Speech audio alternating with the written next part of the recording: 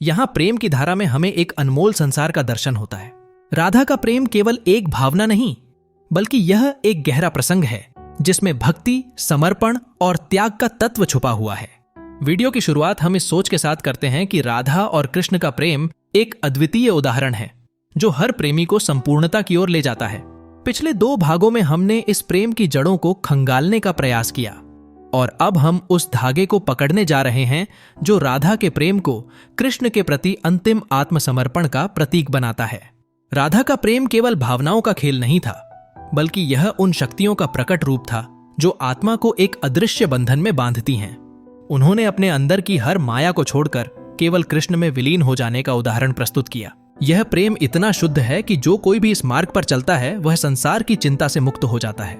उनके प्रेम की शक्ति केवल एक अनुभव नहीं, बल्कि एक सबक है कि जब हम अपने अस्तित्व को किसी महान उद्देश्य में समर्पित कर देते हैं, तब सच्चा प्रेम प्रकट होता है। यमुना का प्रतीक न केवल एक साधारण नदी है, बल्कि यह संसार के संदर्भ में सभी बंधनों और मोहों का प्रतिनिधित्व करता है। जब कृष्ण का प्रेमी राधा के प्रेम का अनुसरण करता है, तब वह यमुना के पार जाने की शक्ति पाता है। यह प्रवाह उसे इस संसार की भ्रामकता से मुक्त करता है। सच में प्रेम का यह अनूठा रूप यमुना को केवल एक नदी के रूप में नहीं, बल्कि एक गहरी सोच का प्रतीक बना देता है। प्रेम और भक्ति का सार सिखाता है कि सच्चा प्रेम उन चीजों से बना होता है जो त्याग और धैर्य पर आधारित हैं।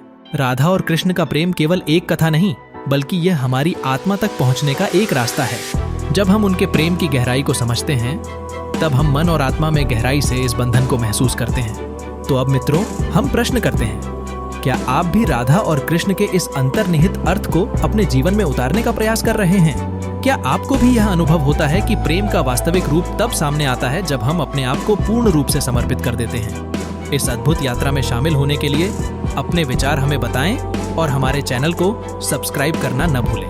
हमें आपकी राय का इंतजार रहेगा। राधे राधे, जय हिंद, जय भारत।